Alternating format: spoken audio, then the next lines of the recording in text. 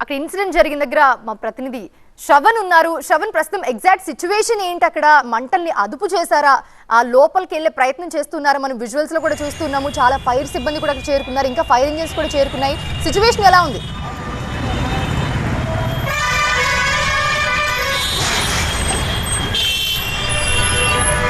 Right, ప్రస్తుతం చూస్తున్నాము అమీర్పేట్లో భారీ అగ్ని ప్రమాదం జరిగింది. మైత్రివనం దగ్గర ఉన్న కేసార్ షాపింగ్ కాంప్లెక్స్ దగ్గర మంటలు ఎగిసిపడ్డాయి. టాయ్ బజార్ అని చెప్తారు. మైత్రివనం దగ్గర టాయ్ బజార్ అనేది అందరికీ తెలుసు. సో ఆ టాయ్ బజార్ కాంప్లెక్స్ మొత్తం కూడా మంటల్లో చిక్కుకుంది. అక్కడ భారీగా మంటలు ఎగిసిపడుతున్నాయి. ఒక పక్కన అక్కడ పొగ దట్టంగా కమ్మేయడం వల్ల అక్కడ ట్రాఫిక్ జామ్ కూడా ఏర్పడింది. అక్కడ ముందుకి వెనక్కి వెళ్ళలేని సిచ్యువేషన్ ఏర్పడింది. ట్రాఫిక్ పోలీసులు కూడా అక్కడ చేరుకుని ఆ ట్రాఫిక్ ని అదుపు చేసే ప్రయత్నం చేస్తూ ఉన్నారు. ఇక పొగ కూడా దట్టంగా కమ్మేసిన సిచ్యువేషన్ మనం చూస్తున్నాం. ప్రస్తుతం శ్రవణ్ అందుబాటులోకి వచ్చారు. శ్రవణ్, ప్రెసెంట్ ఎగ్జాక్ట్ సిచ్యువేషన్ ఎలా ఉంది అక్కడ ఇప్పుడు? మాత్రం చాలా టెరిబుల్ గానే కనిపిస్తుంది. పూర్తిగా రోడ్డు మొత్తం బ్లాక్ అయిపోయింది. ఈ పొగతోని రోడ్డు అసలు ఏమాత్రం కనపడని పరిస్థితి. ఒకవేళ దగ్గరికి వెళ్ళాలన్నా కూడా ఈ పొగతోని ఏమీ అర్థం కాని పరిస్థితి. ఏం జరుగుతుందనేది స్థానికులు భయపడుతున్నారు. రోడ్డు మొత్తం అమీర్పేట్ రోడ్డు మొత్తం పూర్తిగా బ్లాక్ అయిన సిచ్యువేషన్. శ్రీనివాస్ నగర్ కమాన్ దగ్గర ఉన్నాం ప్రస్తుతం మనం. అయితే దానికి ఆనుకునే హర్షం వేస్తుంది సందులోకి. అయితే మెయిన్ రోడ్డుకి ఏదైతే ఒక బిల్డింగ్ ఉందో ఆ బిల్డింగ్ పూర్తిగా కూడా అగ్నికి ఆహుతైందని నిర్మహమాటంగా చెప్పాల్సిన సిచ్యువేషన్ అయితే కనిపిస్తోంది. పూర్తిగా కూడా గ్రౌండ్ ఫ్లోర్తో మొదలు పెట్టుకొని ఫస్ట్ ఫ్లోర్, సెకండ్ ఫ్లోర్ ఇవన్నీ కూడా అగ్నికి ఆహుతాయి. ఎగ్జాక్ట్గా సుమారు 12 గంటల 10 నిమిషాల నుంచి 12 గంటల 15 నిమిషాల మధ్య ఈ అగ్ని ప్రమాదం సంభవించినట్టుగా, పొగలు వ్యాపించినట్టుగా, దాంతోపాటుగా మంటలు అంటుకున్నట్టుగా తెలుస్తోంది. ఇక్కడ స్థానికుల బట్టి సమాచారాన్ని బట్టి ప్రస్తుతం అయితే అమీర్పేట్ రోడ్డు మొత్తం కూడా పూర్తిగా బ్లాక్ చేశారు. బ్లాక్ చేసిన తర్వాత 4 ఫైర్ ఇంజన్లు, దాంతోపాటుగా కూడా జిహెచ్ఎంసీ నుంచి వాటర్ ట్యాంకర్లు తెప్పించి మంటలను అదుపు చేసే ప్రయత్నం అయితే చేస్తున్నారు.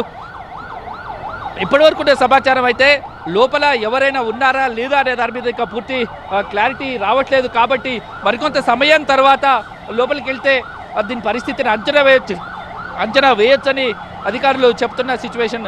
ఇక మరోపక్క నార్మల్ ఫైర్ ఇంజన్తో పాటు హై రైజ్ బిల్డింగ్లకి మంటలను అదుపు చేసేందుకు వాడే ప్రత్యేకమైన ఫైర్ ఇంజన్ని తీసుకురావడం జరిగింది. దాంతోపాటుగా కూడా ఒక ప్రొక్లైనర్ను కూడా ఇక్కడ అందుబాటులో ఉంచారు. వెంటనే రంగంలోకి దిగి బిల్డింగ్ నలువైపులకు కూడా ఈ మంటలు వ్యాపించాయి. కేవలం మెయిన్ రోడ్ వరకే కాదు, బిల్డింగ్కి అటువైపు ఇటువైపు అన్ని వైపులకు కూడా. చూశారు కదా, సిబ్బందిని ఇక్కడ మేనేజ్ చేయడానికి ఈ ఫైర్ దాంట్లోకి ఏకంగా 108 సిబ్బంది కూడా ఇక్కడికి రంగంలోకి దిగి ఫైర్ డిపార్ట్మెంట్కి సపోర్ట్ చేస్తున్న సిచ్యువేషన్ కనిపిస్తుంది. ఫైర్ డిపార్ట్మెంట్తో పాటు డిఆర్ఎఫ్ బృందాలు, దాంతోపాటుగా కూడా లా అండ్ ఆర్డర్ పోలీసులు, ట్రాఫిక్ పోలీసులు, జిహెచ్ఎంసీ సిబ్బంది, ఇతర అన్ని శాఖల అధికారులు మీదుగా ఇక్కడికి రంగంలోకి దిగిన సిచ్యువేషన్ అయితే కనిపిస్తుంది. మరో అంబులెన్స్ను కూడా ఇక్కడికి రప్పించిన పరిస్థితి కనిపిస్తుంది. ఎందుకంటే ఈ ప్రమాదం జరిగిన ఆ తీవ్రతను బట్టి చూస్తే ఈ ఏమాత్రం ఆలస్యం చేసినా ఈ బిల్డింగ్ వెనకాల ఉన్న మిగతా బిల్డింగ్లకు కూడా సంభవించే అవకాశం చాలా క్లియర్గా కనిపిస్తుంది. ఎందుకంటే సాధారణంగా అమీర్పేట్ మైత్రివనం అనేది చాలా రద్దీగా ఉండే ప్లేసు. ఇందులో చాలా రకాల కమర్షియల్ ఆఫీసులు నడుస్తుంటాయి, హాస్టల్స్ నడుస్తుంటాయి, మెస్సులు, హోటల్స్, ఇతరత్ర రకరకాల ఆఫీసులు నడుస్తూ ఉంటాయి. సిచ్యువేషన్ కనిపిస్తుంది. ఫైర్ సిబ్బంది ఇప్పటికే రంగంలోకి దిగి చేస్తున్నారు. కాబట్టి ఏమాత్రం ఆలస్యం జరిగినా కూడా, ఈ చిన్న పొరపాటు జరిగినా కూడా మంటలు చాలా విపరీతంగా వ్యాపించే అవకాశాలు ఉన్నాయి. కాబట్టి దానికి ఎటువంటి అవకాశం ఇవ్వకుండా ఇక చూసారు మరో టీం రంగంలోకి దిగింది. ఫైర్ సిబ్బందికి సంబంధించిన మరో టీం రంగంలోకి దిగి మంటలను అదుపు చేసేందుకు ప్రయత్నం చేస్తున్న సిచ్యువేషన్ అయితే కనిపిస్తుంది.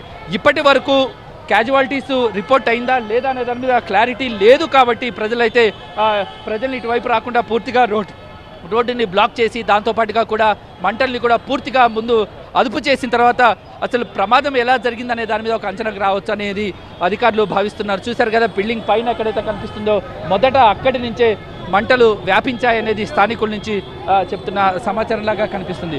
చూశారు కదా, మరో పెద్ద క్రేన్ను తీసుకొస్తున్నారు.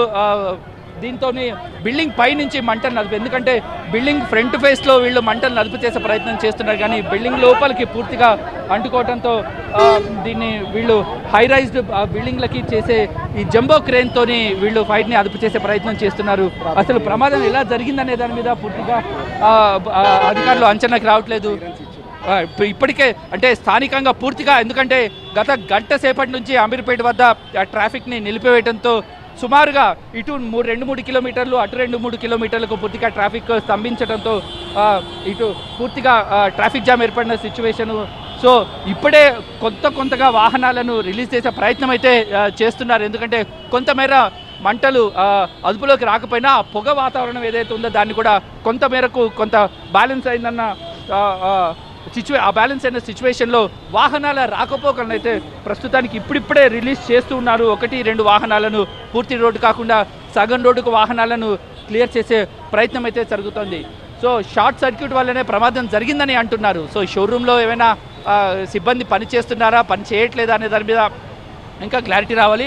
ఇప్పటివరకైతే స్థానికులు చెప్తున్న సమాచారం ప్రకారం అయితే షాప్ క్లోజ్ ఉందనేది వాళ్ళు చెప్తున్న సిచ్యువేషన్ అయితే కనిపిస్తుంది. చూశారు కదా ఎదురుగా ఆ షాపు, అదైతే మొత్తం హెల్మెట్ల షాప్ అనమాట.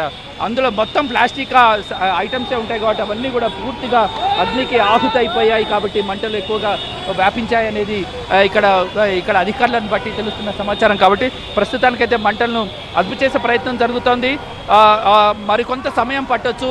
దాని తర్వాత సిబ్బంది ఎవరైనా ఉన్నారా, ఎందుకంటే సుమారుగా 12 గంటల ప్రాంతంలో అంటే ఖచ్చితంగా షాపులు దుకాణ సముదాయాలు ఓపెన్ చేసే టైం కాబట్టి సిబ్బంది ఎవరైనా ఉన్నారా లేదా ఈ అంశం మీద కొంత క్లారిటీ రావాల్సి ఉంది. కాబట్టి ప్రస్తుతానికైతే మంటలను అయితే అదుపు చేసే ప్రయత్నం అయితే జరుగుతుంది. ఫైర్ సిబ్బందితో పాటు అన్ని శాఖల వాళ్ళు ప్రస్తుతం రంగంలోకి దిగారు. పొగ తీవ్రత కొంత తగ్గడంతో వాహనాల రాకపోకలను ఇప్పుడిప్పుడే చూశారు కదా. బయటికి మంటలు లేకపోయినా ఆ లోపల మాత్రం ఆ మంటలు క్లియర్గా కనిపిస్తున్నాయి. కాబట్టి అవన్నీ పూర్తిగా అదుపు చేయాలి. ఎంత వాటర్ కొట్టినా కూడా ఈ పొగలు పూర్తిగా కంట్రోల్ చేయడానికి మరింత సమయం పట్టే అవకాశం ఉంది. ఎందుకంటే ఒక పక్క టాయ్ షాపు, మరో పక్క హెల్మెట్ షోరూమ్, దాంతోపాటు ఇతరత్ర ఫర్నిచర్ లాంటి షాపులు ఉండటంతో క్లాత్, ప్లాస్టిక్ లాంటి సామాన్లు ఉండటంతో మంటలు ఎంత ఆర్పినా కూడా మళ్ళీ అగ్ని కీలలు ఎగబాకి మంటలు వ్యాపిస్తూ ఉండటంతో ఇటు అధికారులు పూర్తిగా మంటలు అదుపు చేసే ప్రయత్నం అయితే జరుగుతుంది. ప్రస్తుతానికైతే ట్రాఫిక్ని క్లియర్ చేసి కొంతమేర ప్రయాణికులను బయటకు పంపే వెహికల్స్ మూవ్మెంట్ని అయితే స్టార్ట్ చేశారు. మరోపక్క మరిన్ని ఫైర్ ఇంజన్లతో మరిన్ని ఫైర్ ఇంజన్లతో మంటలను అదుపు చేసేందుకు ప్రయత్నం జరుగుతోంది.